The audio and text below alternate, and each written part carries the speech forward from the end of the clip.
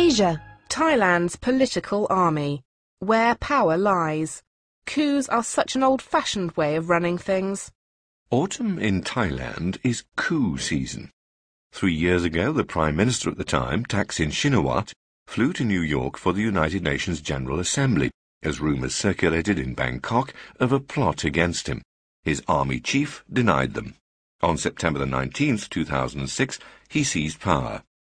As he sets off for this year's UN meetings, the current Prime Minister, Abhisit Wejchachiwa, will be hoping that history does not repeat itself. Since Mr. Thaksin's ousting, Thailand has been convulsed by political fighting. The army has played a decisive role, even after it donned a fig leaf of civilian rule. Few expect the generals to go back to their barracks soon. To mark the 3rd anniversary of the coup, Mr. Thaksin's red-shirted supporters plan to rally in Bangkok. A big show of force is likely. A controversial security law allows troops to restore order if the police cannot manage, and a political row over the appointment of a new police chief has already rattled the force. Mr. Abhisit has tried to reassure nervous Thais that his squabbling 9-month-old coalition government is on good terms with the army. The top brass have given their usual no-coup pledges. This time they are probably sincere. It would seem rash to unseat Mr. Abhisit, whom they helped to install after the courts dissolved a pro-Thaksin government, and who remains beholden to them. Army officers like to grumble that politics in Thailand, unlike soldiering, is a dirty game. But it is a game they have rigged to their advantage. After the coup, the liberal 1997 constitution was replaced by a less democratic one.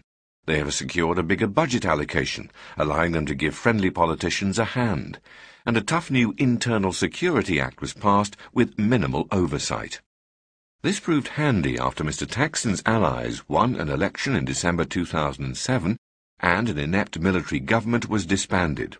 Within months, yellow-shirted royalist protesters were back on the streets in Bangkok, refusing to leave until the government did. In the ensuing chaos, it was the army that arguably emerged on top. Urged by yellow shirts to stage another coup, General Anupong Payachinda, the army chief, demurred. But when he refused to disperse the crowds at Bangkok's 2 airports last November and instead urged the Prime Minister, Somchai Wongsawat, to resign, the effect was the same. After the mess it made in power, the army is much happier pulling the strings, says Paul Chambers of Heidelberg University in Germany. It has all the legal tools it needs to keep civilians like Mr. Abhisit in line, without the bother of having actually to run the country.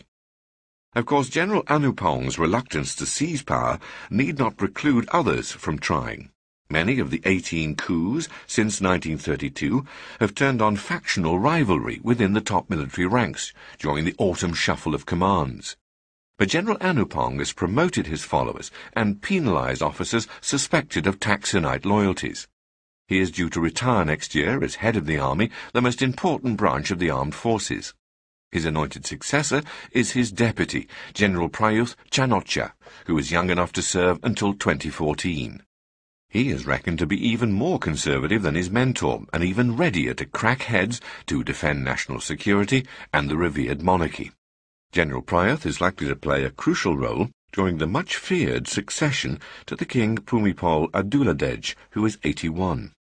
Among Thais, the army commands both respect and suspicion. A recent survey by the Asia Foundation ranked it second behind the judiciary as institutions with integrity. The monarchy was not an option. But only 37% of respondents said it was neutral. Its reputation has improved since May 1992, when troops massacred scores of demonstrators in Bangkok. Never again came the refrain. Soldiers were spat on in public.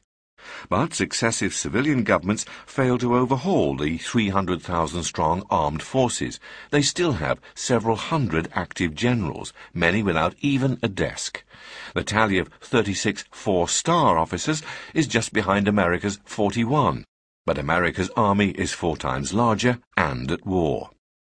Mr. Thaksin, who came to power in 2001, crossed the army in 2 ways. Firstly, he kept a lid on spending, meaning fewer fat commissions on the procurement of expensive weapons. Second, he interfered in annual promotions. Within 2 years, he had installed his cousin as army chief. That put him at loggerheads with Prem Tinsulanonda, a retired general and former prime minister who was the chief advisor to King Bhumipal. Assigning the most senior ranks had been the purview of Mr. Prem, who chairs the Privy Council. Upstart politicians were not supposed to meddle. The resulting Prem-Thaksin feud and the 2006 coup pulled the army firmly back into politics, if indeed it had ever really left. Asian democracies like Indonesia and South Korea have put military rule behind them, yet Thailand is swimming the other way. A civilian government with an electoral mandate might start to turn it around, but the elite in Bangkok would not tolerate another pro-Thaksin government. On September the 19th, the Red Shirts are determined to march on the house of General Prem, the alleged mastermind of the 2006 coup. Thailand's army sees itself as the defender of the crown and suspects a republican agenda among Reds. For that reason, the generals will be loath to let go until the succession is over. But repressing a mass movement in the name of a charismatic king is one thing. As Nepal's army found in 2006, doing the same for an unpopular monarch, as Thailand's crown prince would be, is a recipe for defeat.